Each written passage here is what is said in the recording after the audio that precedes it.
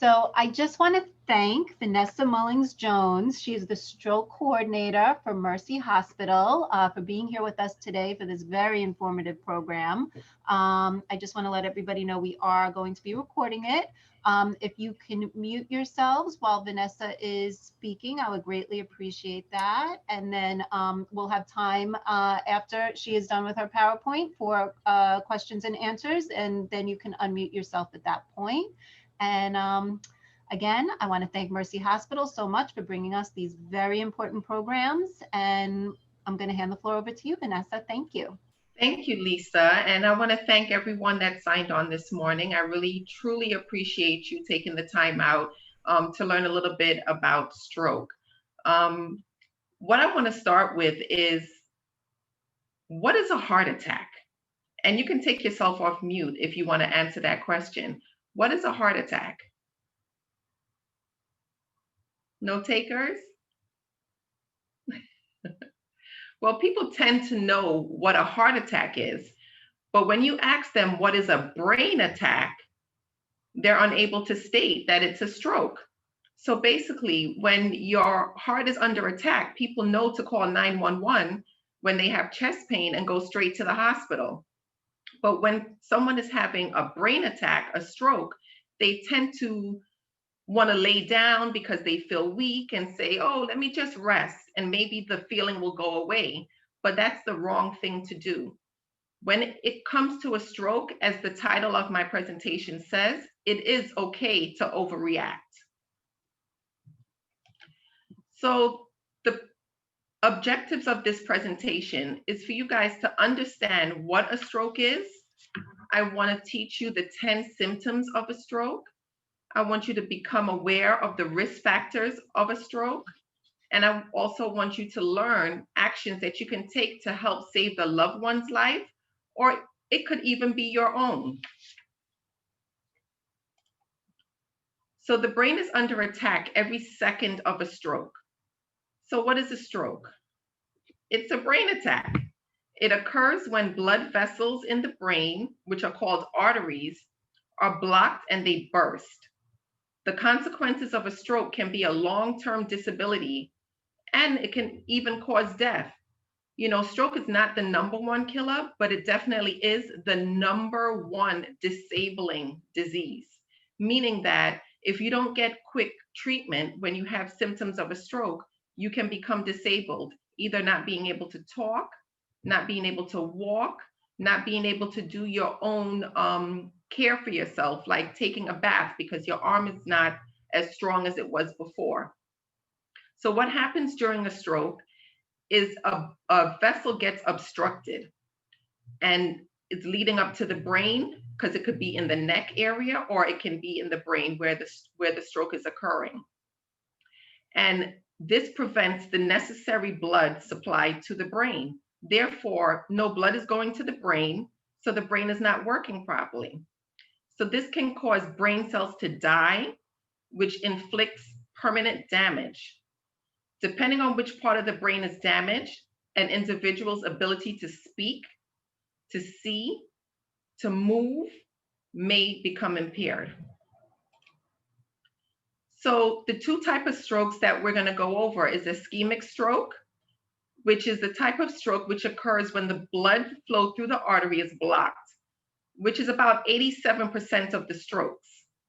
Now, hemorrhagic strokes, the blood vessel has burst and there's blood filling up in your brain and it's causing swelling, pressure, and damage to the brain. So I would like one of you to take yourself off mute, or all of you, and you tell me, what is a stroke?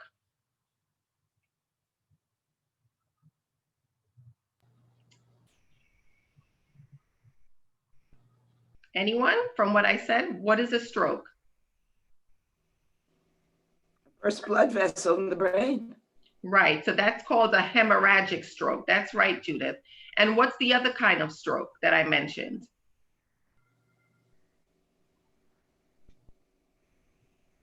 Ischemic is a blockage. Correct. And that accounts for about 87% of strokes where you have a blockage in the brain. All right, so let's learn how to suspect a stroke. Stroke symptoms can be sudden and subtle. They can be hard to recognize, but you know your loved one's best.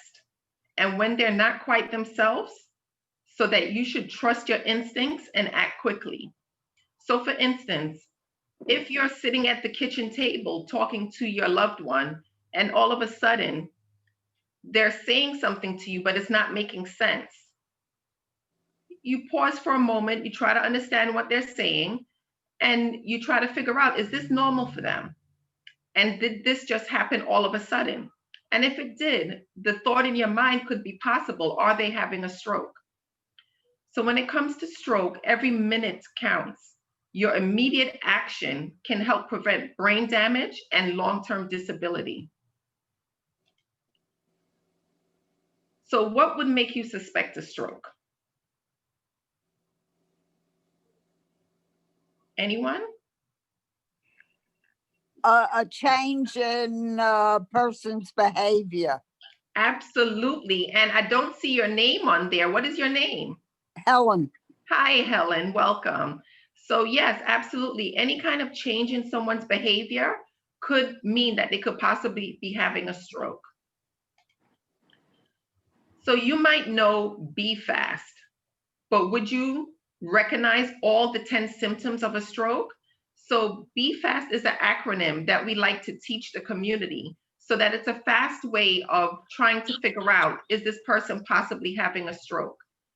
So the B in the B fast stands for loss of balance. So if someone's walking and they start stumbling and there's nothing on the floor and they just continuously stumble every time they walk, or they might fall, you should be thinking, is this person having a stroke?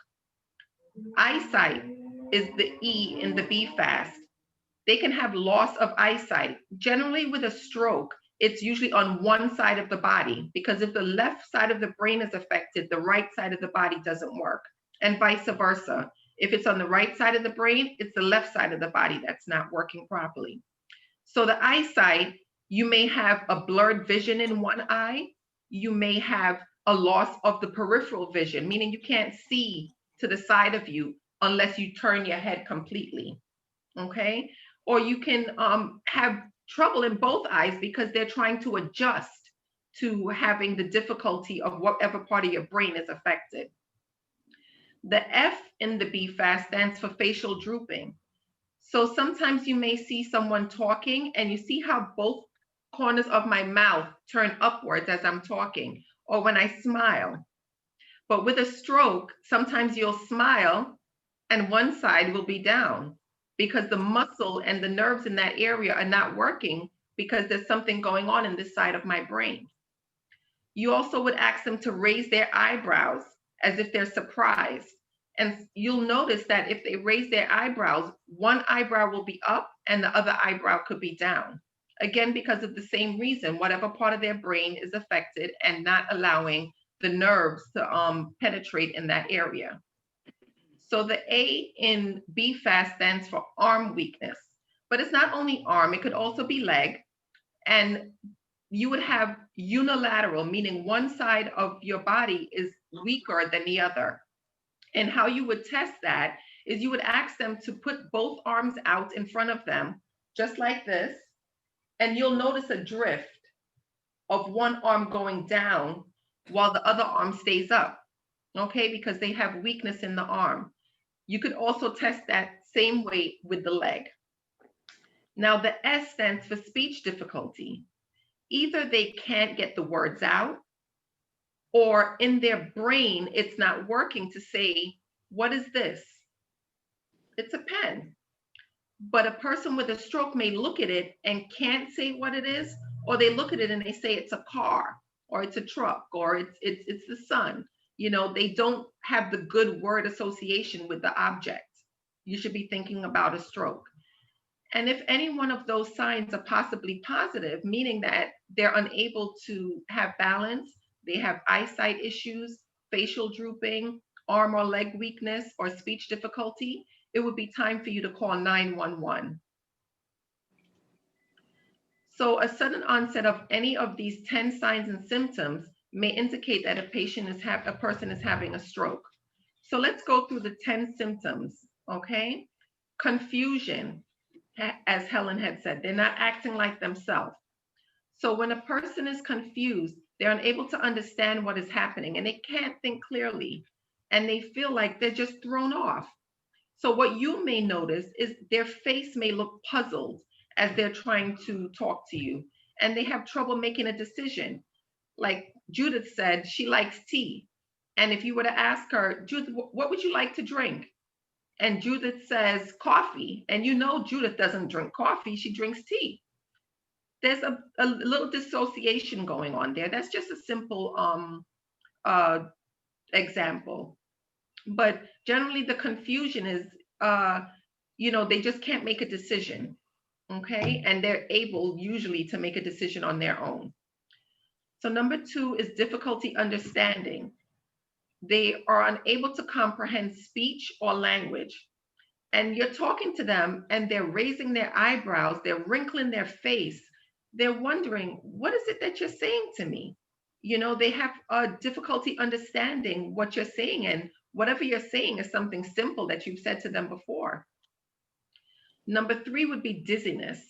So they're feeling faint, they feel lightheaded, or they feel like the room is spinning. So you would notice this by them having what we call unsteady movements, like they have motion sickness, like they are drunk and they haven't been drinking. So you would look out to see, because they may not tell you that they feel dizzy, but when they get up and try to walk, they're staggering and they're moving around more than usual. Loss of balance is number 4. They're unstable with less coordination. So they're wobbling around, they're grabbing onto furniture or something stationary to help them get from point A to point B. And usually they're not like that. That should give you an indication. Let me think, are they possibly having a stroke? Numbness is number 5, which is a feeling in the body, the face, the arm, leg, like you have pins and needles. Has anyone ever experienced pins and needles? And right, you're hitting your leg and you're trying to shake it off and it's not going away. If it doesn't go away, it could be possibly a stroke. Sometimes we all wake up, we've slept on our arm wrong or we slept on our leg wrong. And when you initially get up, you may have that tingling feeling. You tap your leg on the floor or you tap your arm, shake it out, and it goes away. The key is it does not go away when you do it. So if it does not go away, that means that you can possibly be having a stroke. So let's move on to 6 through 10. Severe headache. So pain or discomfort in the head, the scalp, or the neck with no known cause. So you would notice the person is touching their head, they're rubbing their temples, the light is just overpowering for them. They can't be in a sunny area, okay? And they're saying that their head hurts, or they're just showing you motions that their head hurts. It could be a sign of a stroke. Number 7 is trouble speaking. They're unable to speak or their speech is slurred. They're saying something and you can't understand what it is that they're saying. The sentences that can't be understood, they have difficulty having a conversation. You may want to ask them, repeat a simple phrase, the sky is blue. And you would say, Nathan, can you say the sky is blue? You're on mute, Nathan.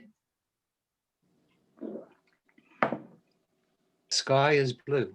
Right. So if you ask someone to repeat a simple phrase and they're unable to, it would make you wonder, is there a connection going on? Or is there blockage?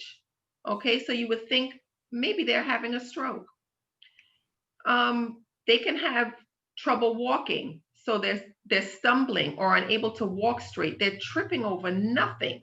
Absolutely nothing is in the way and they just keep tripping, and that's a sign of one of the legs being weak and they're unable to lift it properly. They think they are, but they're not, and they start tripping and they can possibly fall and hurt themselves.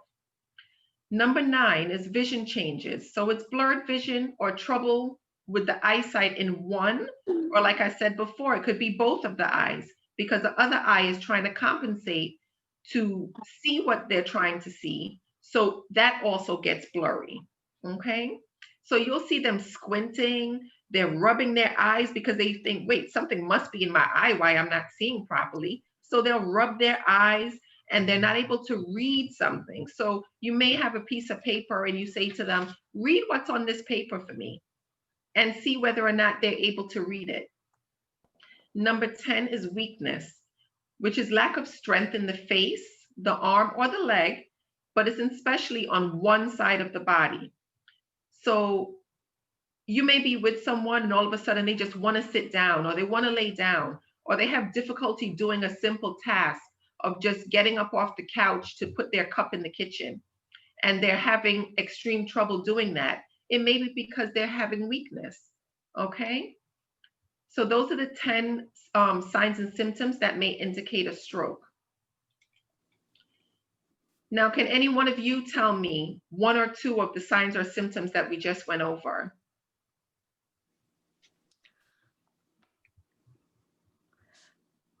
Go ahead, Judith.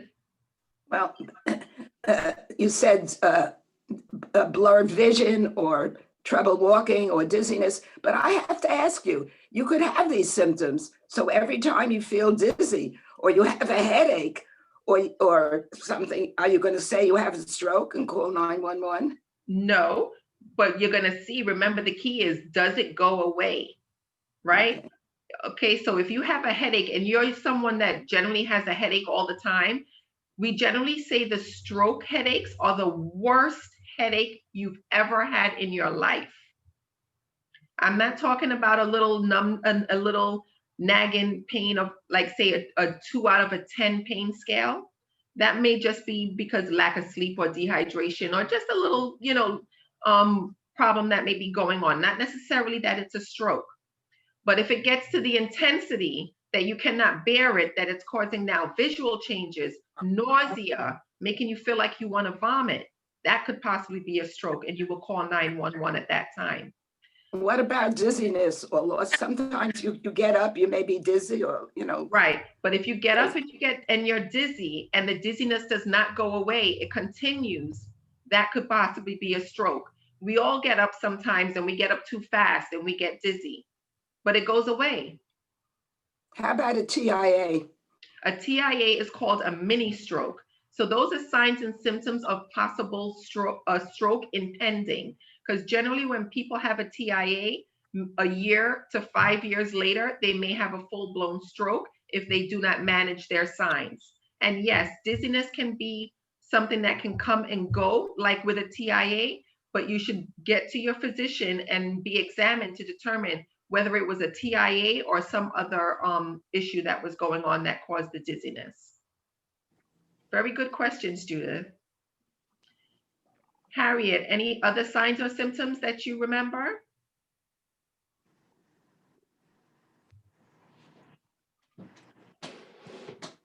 Having problems walking.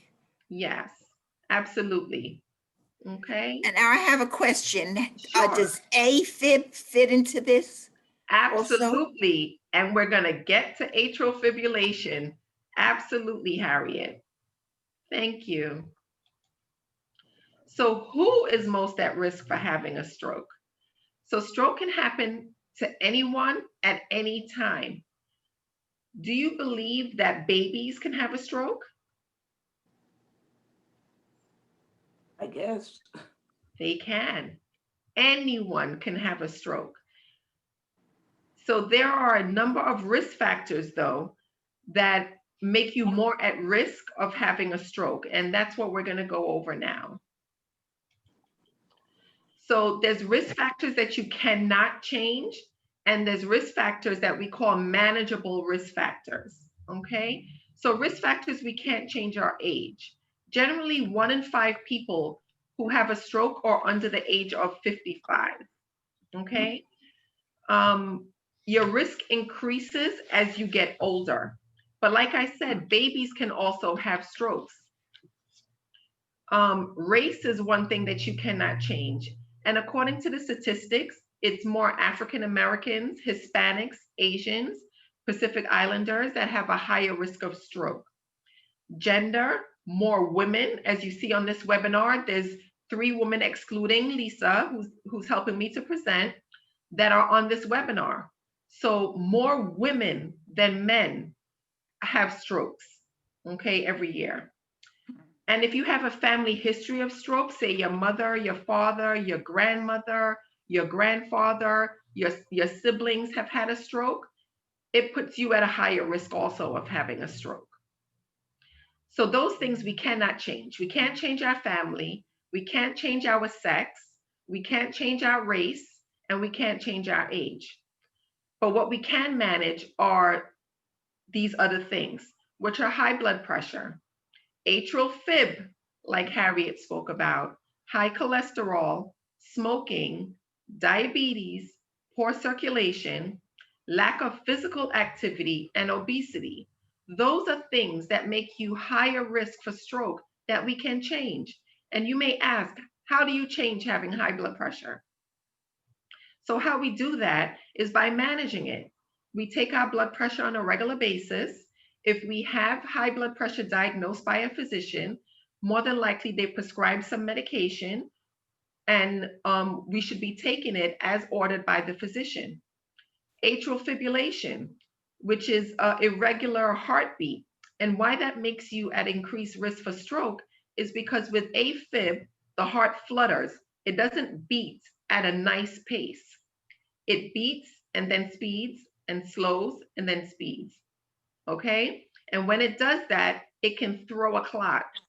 And then the clot will travel through your vessels and unfortunately lead up to the neck, which is bringing oxygenated blood to the brain, and it can travel into the neck or the brain and cause a stroke. So it's very important to manage that heartbeat. And generally it's either done with medication or it's done with surgery, like an ablation where they scrape the vessels. So you can manage that by being treated by a physician. High cholesterol, that can be managed by diet, by exercise, or by medications such as statins. Smoking, that can be managed by not smoking, okay? Because when you smoke, every time you inhale that smoke, whether it be cigars, cigarettes, or any recreational items, it constricts the vessels.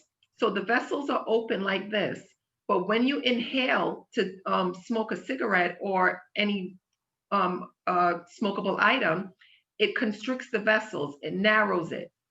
Then it opens back up and it narrows it again every time you smoke. Okay, so smoking cessation is very important if you're at a high risk and just for general health. Diabetes. Diabetes increases your risk of having a stroke because your blood sugars are not being managed appropriately, which causes strain on the heart, which also causes strain on the blood vessels, which carry the oxygenated blood to the areas that it needs to. So in controlling your diabetes by either diet, exercise, or medication, you can decrease your risk of having a stroke. Poor circulation.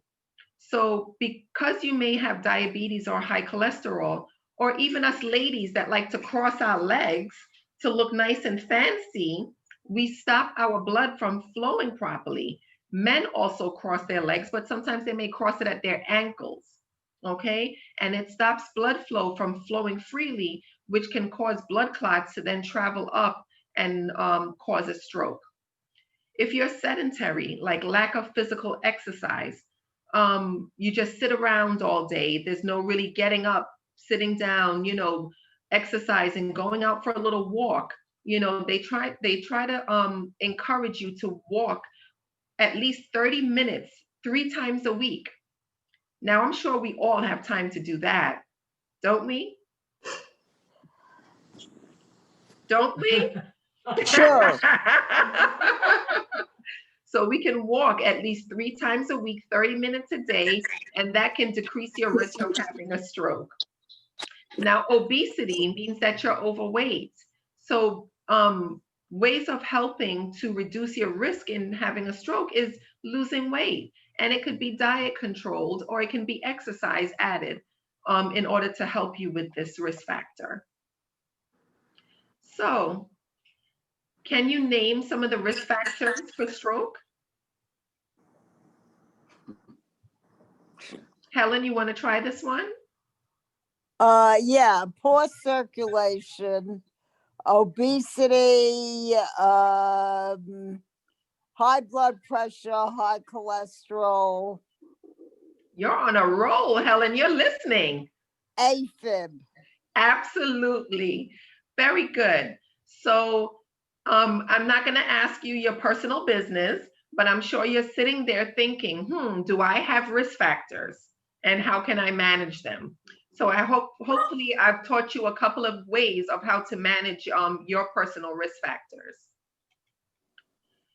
So I want you to empower yourself and make a difference. Attending this presentation wasn't only for you, it's also for your friends and family and your loved ones, so that you may be able to recognize if they may be having a symptom of a stroke, or if you may be. Okay, so if you suspect a stroke, you call 911 right away. You know the 10 signs of a stroke and be ready to act quickly.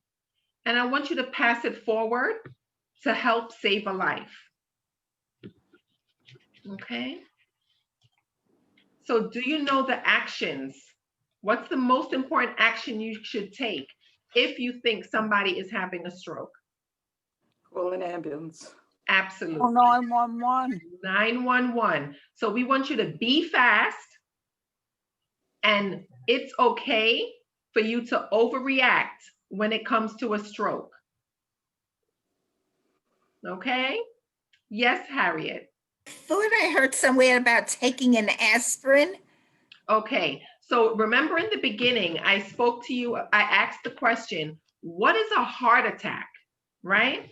So everyone knows if they're having the chest pain, or they're having this bad indigestion that just is not going away, and they're at an older age, they're thinking that they possibly having a heart attack. And the word on the street is take an aspirin. Absolutely, you should for a heart attack. For a stroke, yes, in the hospital, they may give you an aspirin, but should you take an aspirin at home? My answer is no. And why that is because a lot of stroke patients have difficulty swallowing, because to swallow, our brain has to tell us to do that.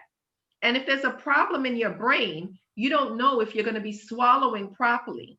So if you take an aspirin and you try to swallow it, you may end up choking on it. Okay, so that's the only reason why we say don't take an aspirin for a stroke at home. Get to the hospital. Let them give you the medication that you need in the hospital. But what they generally do is they test you first to see if you can swallow properly, so that they can give you the aspirin safely. There is another medication that they give if you get to the hospital in time, and it's called TPA. TPA is a clot busting medication. And generally, from the time that you start feeling the symptoms of the stroke, from your last known normal, and that is another important thing, is that you should take a note of when was I last normal? And when did I start noticing these symptoms of a possible stroke? That time is important, because there's between 0 to 3 hours that they can give this clot busting medication to try to prevent you from being disabled from whatever symptom you may be having. There is another window that they open it up to 4.5 hours, but that's more for people that are not already on an anticoagulant medication, that do not have diabetes, that are over the age of 85. The physicians have an algorithm that they follow to make sure that they can give you that medication safely. So like I said in the beginning, stroke is the #1 disabling diagnosis.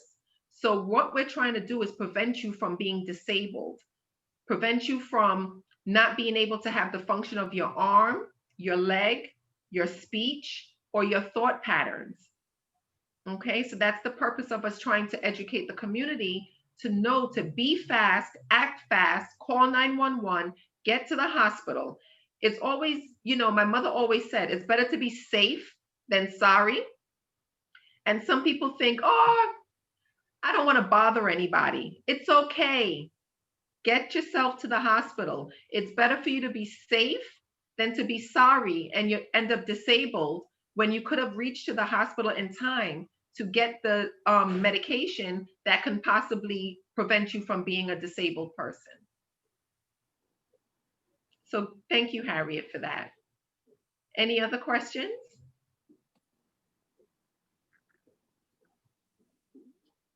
Anyone want to share a story of anyone that they know that had a stroke?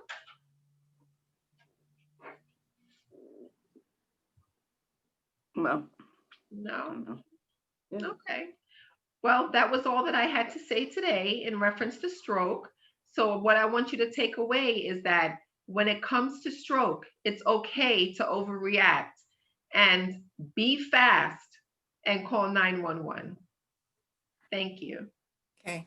Great, thank you so much. That- Yeah, thank you. You're Thank you. welcome. My pleasure. Thank you. Does You're anybody welcome. have any questions before we leave? I think they got it all,